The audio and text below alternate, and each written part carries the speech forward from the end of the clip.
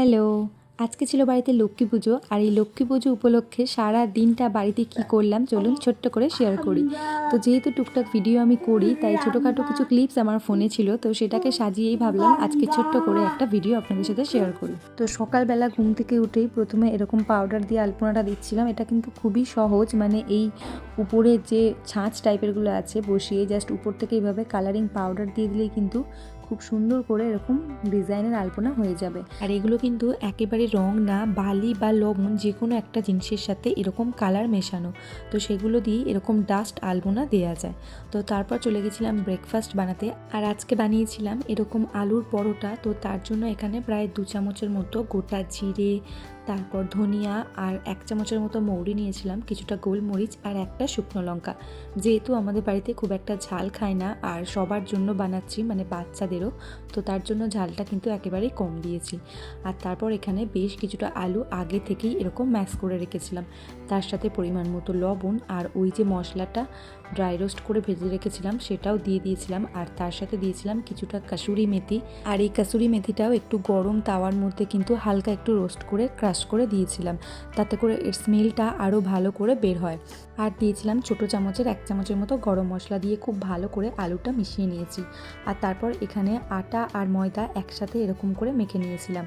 তো সেগুলো আর দেখাতে পারলাম না যেহেতু প্রচণ্ড বিজি ছিলাম সকালবেলা। আর এটা ফার্স্ট করে দিয়েছিলাম ছেলেকে, ও স্কুলে যাবে তো ওকে একটা টিফিন বানিয়ে দিয়েছি। আর এই ধরনের পরোটাগুলো না আমি প্রায় সময়তেই বানাই, খুব একটা বেশি তেলও দিই না, মানে একেবারে হালকা জাস্ট একটু তেল ব্রাশ করে নিই, তাই খুব একটা তেল মশলাও খেতে হয় না। আর তার সাথে কিন্তু এর সাথে কোনো রকম কোনো তরকারিও করতে হয় না, মানে নর্মালি টক দই বা কিছুটা সস দিয়ে কিন্তু এমনিই খাওয়া যেতে পারে। আর এই পরোটাগুলো এতটাই টেস্টি হয়, গরম গরম তো শুধুই খেয়ে নেওয়া যেতে পারে আর এত সফট হয়। তো তারপর একটা যাই হোক তাড়াতাড়ি আমি বানিয়ে দিচ্ছিলাম, এতটা পরিমাণে গরম তো তাড়াতাড়ি করে কেটে মানে ওর টিফিনটা আগে রেডি করে দিয়েছিলাম যাতে করে ওর টাইমে আগে স্কুলে চলে যেতে পারে।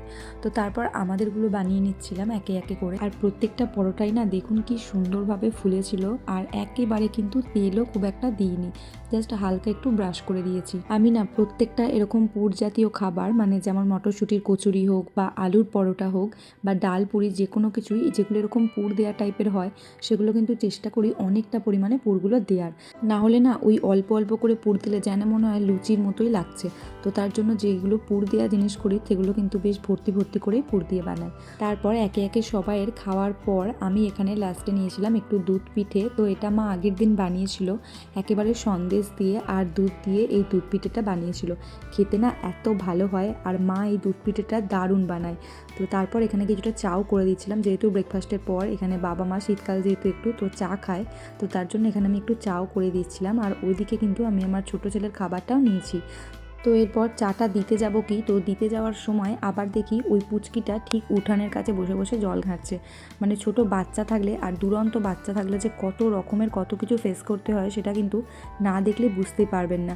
তো তারপর ভুলিয়ে খাবারটা নিয়ে আমি উপরে এলাম, যেহেতু শীতকাল আর রোদ উঠেছে, সকাল থেকে ভীষণ ঠান্ডা লাগছিল। তো এখানে এসেও এক কাণ্ড করে বসেছে, মানে এখানে পুরো ভর্তি হজমলার কৌটো থেকে সমস্ত কিছু নিচে ফেলে দিয়েছে, তো সেগুলোই কুড়াচ্ছিল। তো যেহেতু ছাদটা আমি সকালবেলা খুব ভালো করে ধুয়ে পরিষ্কার করেছিলাম তাই কিছুটা হজমলা হয়তো খেতে পারবো।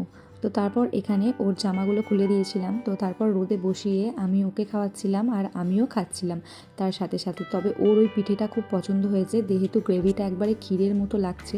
আর প্রথমেই বললাম ওটা সন্দেশ আর দুধ এগুলো দিয়ে বানিয়েছে, তো তার জন্য ও ওটা একটু একটু নিচ্ছে আর আমি ওকে এদিকে খাইয়ে দিচ্ছিলাম। এতটাই ছটপটে আর দুরন্ত, আমি জাস্ট ওদিক থেকে জলের বোতলটা নিতে গেছি অমনি ও উঠে চলে গেছে। তো তারপর এই যে ছাদের মধ্যে টুকিটাকি যে ফুল গাছগুলো বসানো ছিল সবগুলোই প্রায় একে একে নষ্ট করে ফেলেছে। এই যে এত সুন্দর সুন্দর বড় বড় গাঁদা ফুলগুলো সমস্তগুলোই কিন্তু ও এরকমভাবে নষ্ট করে ফেলে। তো তারপর এখানে স্নান করাবো বলে ওর জামা কাপড় খুলে অল্প করে একটু তেলও মাখিয়ে দিচ্ছিলাম। আর এই শীতকালে না এই ছাদে এসেই বেশ চান করাতেও ভালো লাগে, মানে চানটা করার পরে এরকম রোদে দাঁড়ালে ওরও খুব একটা ঠান্ডা লাগে না আর বেশ ভালোও লাগে আমারও, কারণ বড্ড ঠান্ডা পড়েছে। বেশ অনেকগুলো বছর পর আবারও এরকম ঠান্ডাটা পড়েছে, বেশ কিন্তু ভালো লাগছে। হয়তো একটু বয়স্কদের অসুবিধা হচ্ছে, বাড়ির যেহেতু বয়স্ক মানুষ কিছু আছে তো তাদের যেহেতু একটু প্রবলেম হচ্ছে, তবে বলতে গেলে অনেক অনেক বছর পর এরকম ঠান্ডা পড়েছে, সেটাও কিন্তু বেশ ভালোও লাগছে। তো তারপর দেখুন এই যে তেল মাখাতে মাখাতে ওকে যে কতবার ধরতে ছুটতে হয়, মানে জাস্ট একটা সেকেন্ড এদিক ওদিক হলেই ও এদিক ওদিক ছুটে চলে যায়। তো বারবার ধরে ধরে যাই হোক একটু তেল মাখিয়েছি। আর তারপর এসে গিয়েছিল ওর বাবা, তো ও এখানে পরোটা টেস্ট করছিল, তার সাথে আবার একটু আধটু খাচ্ছিল। চলুন আপনাদের একটা সুন্দর জিনিস দেখাই। আমি না উপরে এরকম টবের মধ্যে লাউ গাছ বসিয়েছিলাম, মানে লাউয়ের দানা দিয়েছিলাম। তো সেখান থেকে এরকম গাছ বেরিয়ে দেখুন এরকম ছোট্ট টবের মধ্যেই কিন্তু মোটামুটি হয়েছে। ভাবতে পারিনি যে এখানে লাউ ধরবে, তো সেই লাউটা ধরেছে বলে বেশ আনন্দও লাগছিল। তো তারপর স্নান টান করার পর আমি এখানে আলপনা দিয়েছিলাম। তো এখানে পুরো ঠাকুরতলাটা ভর্তি করে আলপনা দিয়েছি, তবে আলপনাটা খুব একটা ভালো করে বসেনি, যেহেতু গোটা মন্দির জুড়ে মোমে ভর্তি, মানে যেহেতু এখানে মোমবাতি দেওয়া হয়, তো তার জন্য কিন্তু বেশ অনেকটা জায়গাতেই মোমবাতি লেগে আছে। তো তার জন্য কিন্তু খুব ভালো করে আলপনাটা দেওয়াও যায়নি। তো মোটামুটি হয়েছে। আর তারপর এখানে মা দিয়েছিল ঠাকুরটা পেতে। আর এই যে হাঁড়িটা দেখছেন না, এই হাঁড়িটা কিন্তু আমার শাশুড়ি মা, তারও শাশুড়ি মার, মানে এখানে মনে হয় আমি কিছুটা হলেও মনে হয় ভাগ্য করেছি এরকম জিনিস দেখতে পাচ্ছি। মানে হয়তো চোখে দেখিনি, তবে সেই মানুষটার ছোঁয়া জিনিসটা আমি ছুঁতে পারছি, বা তার এই স্মৃতিটাও আমি দেখতে পাচ্ছি, আর তার সাথে ব্যবহারও করতে পারছি। সেটা কিন্তু বেশ অনেকটা পরিমাণে আনন্দ লাগে। তারপর ঠাকুরের জায়গাটা আলপনা দেওয়ার পর আমি এখানে চারিদিকে মানে দরজার পাশে আলপনাগুলো টুকটাক দিচ্ছিলাম। তো উপরে এসেছিলাম, এখানে যেহেতু এই মেঝেটাও সাদা টাইপের, তো এখানে কিন্তু এই সাদা আলপনাগুলো খুব একটা বোঝা যায়নি। তো তারপর দেখুন আমাদের এখানে কিন্তু একটা নিয়ম আছে, মানে লক্ষ্মী পুজোর দিন এরকম ঢাকি বের হয় আর প্রত্যেকের বাড়িতে একবার করে এরকম বাজিয়ে দেয়। তো তারপর দেখলাম এক দল এরকম কুকুর চলে এসছে, আর এই ছানা কুকুরগুলো দেখেছেন, এটা কিন্তু প্রায় 6টা হয়েছিল, আর বেশ কিছুদিন ধরেই বাড়ির এপাশ ওপাশ ঘোরাঘুরি করছিল, মাঝে মাঝেই আসে। আর যেহেতু টুকটাক খেতে দেওয়া হয়, তো প্রায় সময়তেই কিন্তু আমাদের বাড়িতে আসে। তো তারপর সমস্ত জায়গার আলপনা কমপ্লিট করে দিয়েছি। আর এটা কিন্তু আগের ভিডিওটা আমার এখানে চলে এসছে, মানে এটা ওই ঠাকুর পাতার আগের ভিডিওটা। তো তারপর এখানে সন্ধ্যাবেলা গিয়েছিলাম, আমাদের এখানেই মেলা বসেছে, মানে তারকেশ্বরের প্রকৃতি মেলা। যেহেতু পুজোটা রাত্রে হয়, মানে সমস্ত জায়গার পুজো করে একেবারে লাস্টে আসে আমাদের বাড়িতে, তো তার জন্য ভাবলাম একটু ঘুরে আসি। আর এখানের মেলাটা না বিশাল বড় করে হয়, মানে বেশ কিছু সেলিব্রিটিও আসে, আর প্রচুর এখানে দোকানও বসে। তো দেখুন এখানে কি সুন্দর সুন্দর ব্যাগ ঝুলছে, ওই আজরাক টাইপের প্রিন্টেরও নানা রকমের কিন্তু ব্যাগ আছে। তারপরের স্টলটাতেই দেখলাম এত সুন্দর সুন্দর ফ্লাওয়ার ভাস বিক্রি হচ্ছে, বাট এত বড় বড় যে আমার বাড়িতে রাখার জায়গা নেই, নাহলে কিন্তু ওই ফ্লাওয়ার ভাসগুলো আমার ভীষণ পছন্দ হয়েছিল। তবে এখানে যেহেতু ওদের ভাড়া দিতে হয়, মানে যে যে দোকানগুলো বসে সেই দোকানের ভাড়া দিতে হয়, তো তার জন্য কিন্তু এখানে জিনিসপত্রেরও অনেকটা পরিমাণে বেশি দাম ছিল।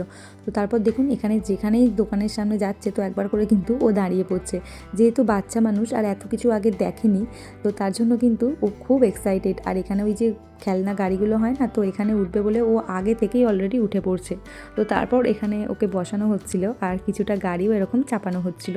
আর এই মেলাটা না আমাদের এখানে প্রতি বছর হয়, আর প্রচুর প্রচুর দোকান আসে, প্রচুর বড় একটা জায়গা নিয়ে এই মেলাটা হয়, মানে তারকেশ্বরের এরকম স্কুল মাঠে হয়। আর প্রত্যেকটা দোকানে না এত সুন্দর সুন্দর জিনিসপত্র এখানে বিক্রি হয়, তবে সমস্যা একটাই, ওই যে দামটা কিন্তু একেবারে ডাবলের কাছাকাছি।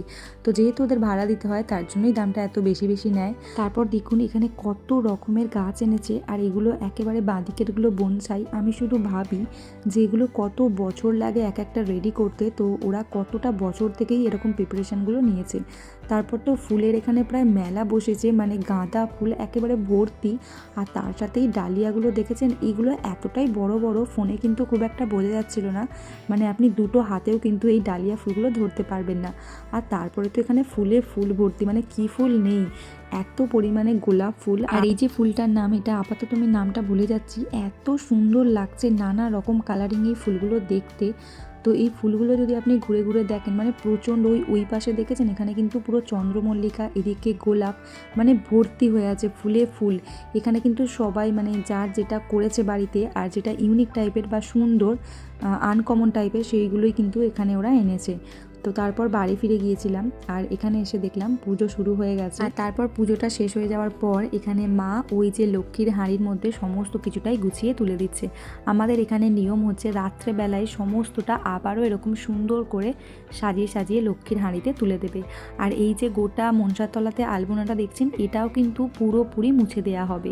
আর দেখতেই পাচ্ছেন এই যে পুরো মুছে দিয়েছি, কারণ এই আলপনাটা নাকি আবার সকালবেলা বা সূর্যের আলো দেখতে নেই, মানে কত রকমের যে নিয়ম হয়। তো যেহেতু সংসারে শান্তির জন্য সব কিছুটা মেনে নিতে পারলেই সংসার সুন্দর। তো ভিডিওটি কেমন লাগলো অবশ্যই জানাবেন।